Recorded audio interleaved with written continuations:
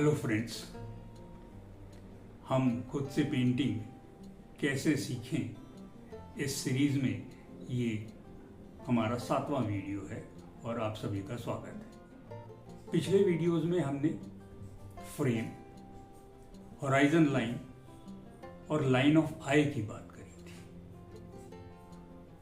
Frame हमें दो ही dimensions देती है, एक ऊंचाई और दूसरी चौड़ाई। पर देखते समय हमारी आंखें कुछ और भी देखती हैं, जैसे डिस्टेंस या दूरी। ये यहां है, वो वहां है। इस चीज का आभास हमें साफ होता है और यही हमारा एक्चुअल विजन है। यानी हम एक 2 डायमेंशनल फ्रेम में तीसरा डायमेंशन भी देखते हैं, दैट इज डिस्टेंस। पेंटिंग में डिस्टेंस, हाइट और विड्थ बनाने के लिए या दिखाने के लिए भी कुछ रूल्स हैं, कुछ नियम हैं। अगर हम सिर्फ 2 ही डायमेंशंस में काम करेंगे तो हमारी पेंटिंग फ्लैट नजर आएगी। बोर्ड पे जाने से पहले मैं आपको ये बताना चाहता हूं कि ये जो लेसन है ये एक आर्टिस्ट के लिए, उसकी सोच के लिए एक टर्निंग पॉइंट हो सकता है और इसीलिए इस लेसन को ध्यान से देखें, गौर से देखें। तो देखिए, अब हम बोर्ड पे आ गए हैं और आपके सामने एक मैंने पेंटिंग लगा रखी है। ये वाटर कलर है, इसका साइज है 21 इंचेस बाय 15 इंचेस।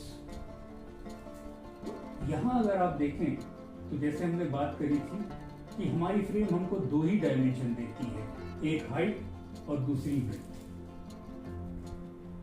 लेकिन देखते समय हम इसमें तीसरी चीज देख रहे हैं, दैट इज डिस्टेंस। आप महसूस कर सकते हैं कि आप यहां हैं, खड़े हैं और चल के आप वहां तक जा सकते हैं। तो ये जो डिस्टेंस का बनाने का तरीका है, इसके लिए भी कुछ रूल्स हैं, कुछ नियम हैं।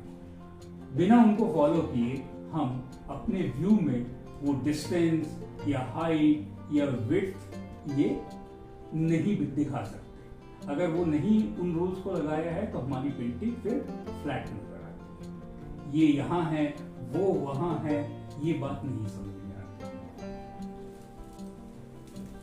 इस दूरी को या 3rd डायमेंशन को हम समझें, इसके पहले हम थोड़ा सा पेंटिंग की हिस्ट्री में चलते हैं।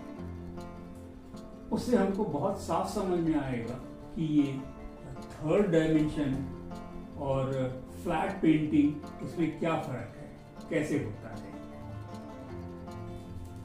अब पेंटिंग की हिस्ट्री में जब हम जाते हैं तो हम देखते हैं कि शायद सबसे पहला काम जो हमें देखने को मिलता है वो इंसान ने, जब वो घास और पत्तों के कपड़े पहनता था और झुंड बना के रहता था, गुफाओं में रहता था, तो वहां पर उन गुफाओं में हमें वो चित्र देखने को मिलते हैं।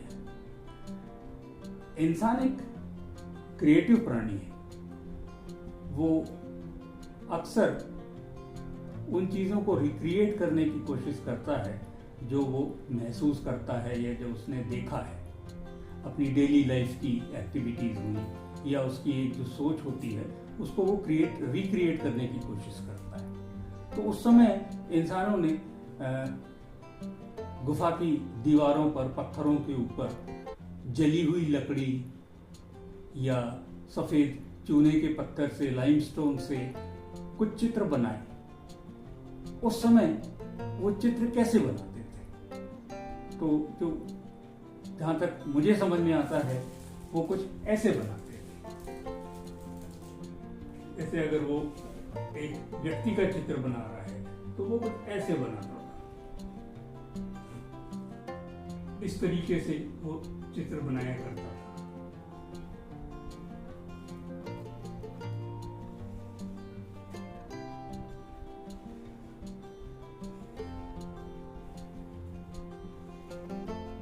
उसके हिसाब से, उसके दिमाग से वो जो देखता था वो वही बनाता था, जितना उसका दिमाग चलता था। इस समय तक आदमी ज्यादा जानकारी नहीं रखता था, उसका दिमाग भी इतना विकसित नहीं था, लेकिन फिर भी वो कुछ चित्र बनाता था। ये देखिए इस तरीके से।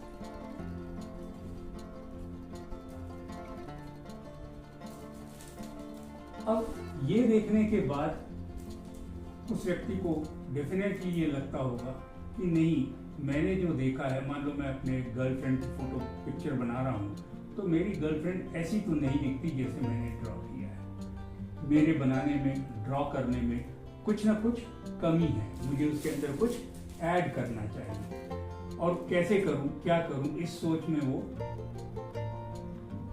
एक खोज में लग गया। वहां से दिमाग में एक खोज शुरू हो गई कि भाई मैं ऐसा क्या करूं कि मेरा ये जो पिक्चर मैंने बनाया है ये वैसा दिखे जैसा मेरे को मेरी फ्रेंड दिखती है। और मेरे ख्याल में उसी समय से पेंटिंग में या चित्र बनाने में रिसर्च एंड डेवलपमेंट शुरू हो चुका था। हर चीज रिसर्च एंड डेवलपमेंट का यही मतलब होता है कि आदमी लगातार सोचता रहता है और अपने काम को और सुधारता जाता है। तो ये इस तरीके से पत्थरों पे, गुफा की दीवारों पर, जहाँ जैसी जगह मिली, जैसा मौका मिला, उस हिसाब से वो चित्र बनाता था। यही चीज डेवलप होते होते थोड़ा सा और आगे बढ़ी, और आज की तारीख में ऐसे कई फोक आर्ट्स हैं जो बड़े फेमस हैं, पसंद भी किए जाते हैं, लोग खरीद के भी अपने घरों में लगाते हैं।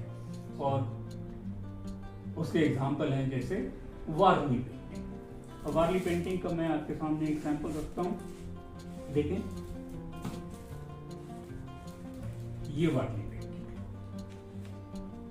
अब इसमें आप देखें, ये सारे जो फिगर्स ड्रॉ किए हुए हैं ये भी वैसे ही हैं जैसे मैंने कुछ ड्रॉ करने की कोशिश करी आपके सामने। इतना है कि इसके अंदर थोड़ा सा एक्सप्रेशन ज्यादा लिया गया।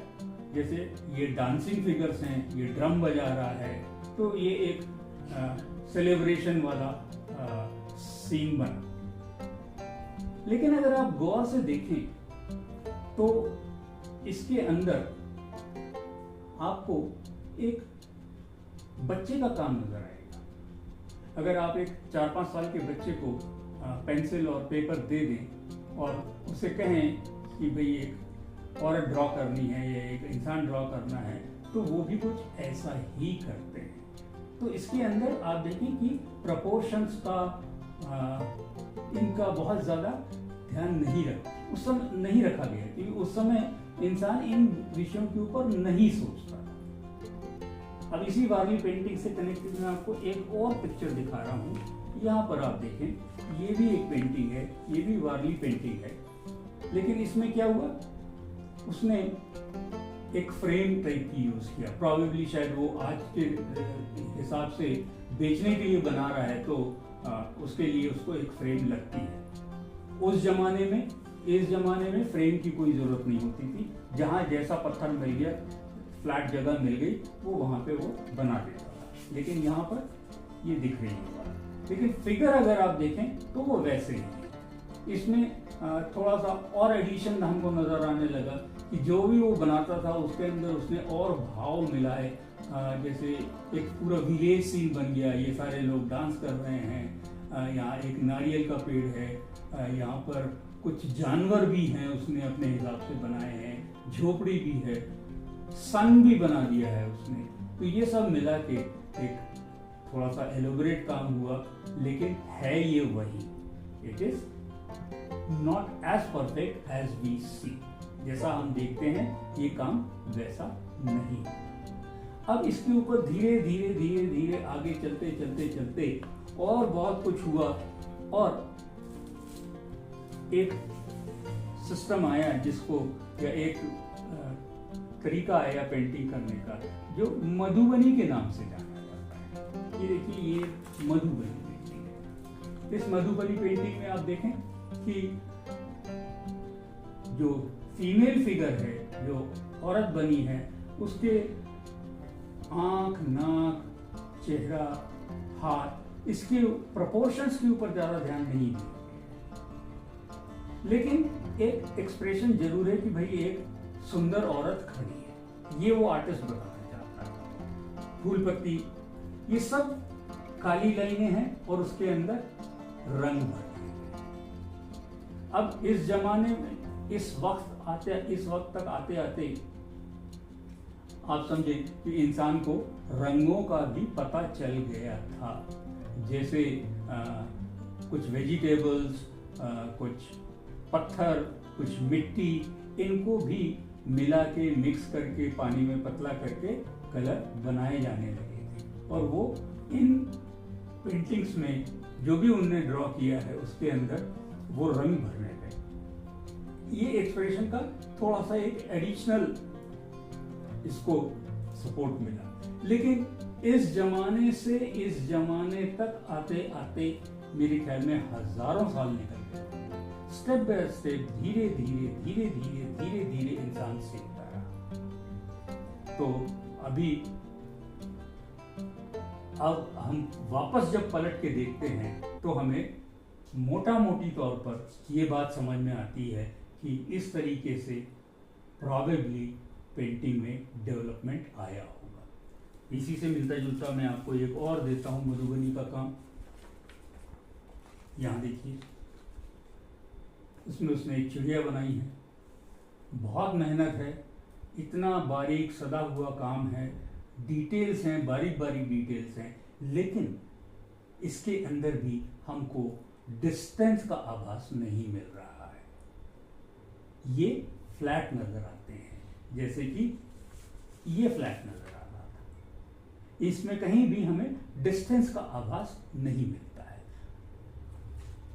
अब इसी तरीके से धीरे धीरे धीरे धीरे और लोगों ने काम किया, और साल निकल गए और बहुत सारा वक्त गुजर गया, और उसके बाद मेरे ख्याल में कुछ 100 सालों पहले तक हमारे यहाँ पर हम देखते हैं कि मुगल पेंटिंग्स आई और राजस्थानी पेंटिंग्स आई। उसका सैंपल मैं आपको इधर दिखा रहा हूँ, ये देखें।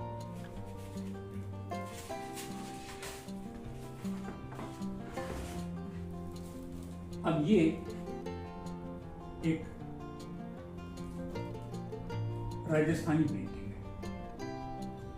इसमें भी आर्टिस्ट ने क्या किया है, इस फ्रेम को पूरा पूरा यूज किया है, उसकी हाइट और उसकी विड्थ दोनों पूरा पूरा यूज किया। लेकिन तब तक इंसान को ये समझ में आने लगा होगा कि नहीं, हमें डिस्टेंस भी दिखता है, लेकिन उसे ये नहीं समझ में आया था कि उस डिस्टेंस को कैसे दिखाया जाए। तो इस पेंटिंग से हमको समझ में आता है कि उसने जो चीज पास है उसको पेंटिंग के निचली तरफ बनाया, और जो थोड़ा और दूर है उसको थोड़ा और आगे बनाया, और उससे आगे कुछ है उसको उसने यहाँ बनाया। इस तरीके से करते करते करते यहाँ उसका आकाश बना, यानी उसकी होराइजन लाइन जो है वो यहाँ आ गई। आप गूगल करके देख सकते हैं, और भी बहुत से मुगल राजस्थानी पेंटिंग आपको मिलेंगी। एक्चुअली मुगल पेंटिंग और राजस्थानी पेंटिंग में बहुत फर्क नहीं होता, इनकी टेक्निक करीब करीब एक ही होती है। तो इस तरीके से यहाँ पर आर्टिस्ट ने डिस्टेंस बताने की कोशिश करना शुरू तो कर लिया, लेकिन फिर भी वो उतना सटीक नहीं बन पाया, और वहाँ पर उससे गड़बड़ ये होने लगी कि जो चीज़ पास बताना है उसको यहाँ बनाएगा, जिसको थोड़ा दूर बताना है उसको बीच में कहीं बनाएगा, और जो बहुत दूर बनाना है उसको एकदम वहाँ ले जाएगा। लेकिन हमारे पिछले लेसन्स के हिसाब से ये जगह जो है ये आकाश की जगह है। मैंने आपसे कहा था कि जैसा हम देखते हैं वैसा हमारा होराइजन लाइन सेट होता है। अगर हम सीधा देख रहे हैं तो हमारा ये जो आकाश है वो यहाँ कहीं आना, लेकिन वो नहीं हुआ। अब इसी को हम थोड़ा दूसरे तरीके से देखें कि अगर मान लीजिए ऐसा कब नजर आता है, जब हम बहुत ऊपर से देख रहे हैं। जैसे मान लीजिए आप अगर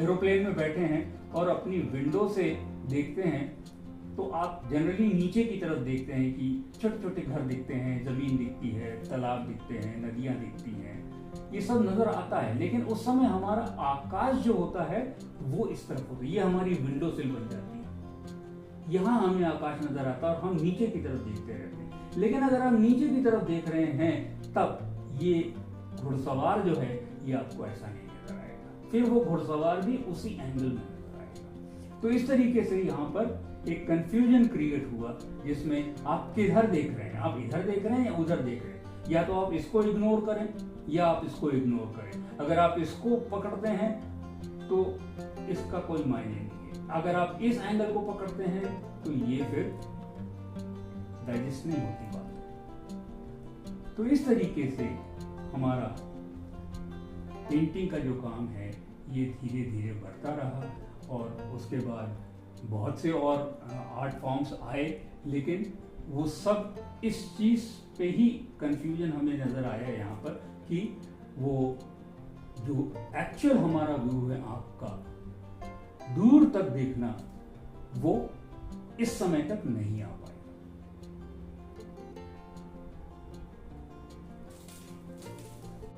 तो इस तरीके से हमने पेंटिंग की हिस्ट्री को ही थोड़ा सा समझने की कोशिश करी।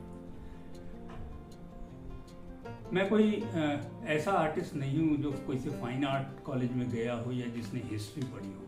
ये मेरी अपनी स्टडी है, एक कॉमन सेंस है जिससे हमको समझ में आता है कि हाँ भाई इस तरीके से ये पेंटिंग का जो काम है ये आगे बढ़ा होगा, इंसान की सोच बढ़ती गई होगी, समझ बढ़ती गई। इस सीरीज का मैंने हेडिंग ही दिया है कि jump in painting from past to present. इंसान ने आर्ट में या पेंटिंग में पुराने समय से लेके अब तक कैसी छलांग लगाई है, उसके छोटे छोटे हम टुकड़े देख के हमने समझने की कोशिश की। इंसान क्रिएटिव तो रहा है और जैसे जैसे उसकी सोच बढ़ती गई वो अपने क्रिएशन को या अपने काम को और रिफाइन करता चला गया। पर जिन कामों को हमने हिस्ट्री में देखा, जैसे पत्थरों पे ड्रॉ करना या वारली पेंटिंग या मुगल पेंटिंग, मधुबनी पेंटिंग, इसमें हमें एक बचपना नजर आता है, एक इनोसेंस नजर आता है। आदमी उस समय जितना सोच सकता था अपने सोच के हिसाब से उसने बेस्ट बनाने की कोशिश करी। पेंटिंग में क्रिटिसिज्म नहीं होता, किसी आर्ट को क्रिटिसाइज करना असभ्यता मानी जाती है, लेकिन हम अपने काम को तो क्रिटिसाइज कर ही सकते हैं, हम अपने काम में गलतियां ढूंढ ही सकते हैं। और जब हम अपने काम में गलतियां ढूंढते हैं तभी हमें समझ आता है कि ओके यहाँ पर ये गलती हुई है, इसको ऐसे करना चाहिए। हम अपने काम को खुद देखें, उसमें गलतियां निकालें, ढूंढें और उनको करेक्ट करें। इसी तरीके से हम अपने आप को आगे बढ़ा सकते हैं। काली आउटलाइंस में रंग भर के बच्चों की तरह खुश नहीं होना चाहिए। अगर आप अब भी वैसा ही करते हैं तो मैं तो ये कहूँगा कि आपको ग्रो अप होने की ज़रूरत है, आपको और मैच्योर होने की ज़रूरत है। अगर आपको मेरे लेसन्स पसंद आ रहे हैं तो प्लीज़ लाइक करें, शेयर करें और वीडियोस को पूरा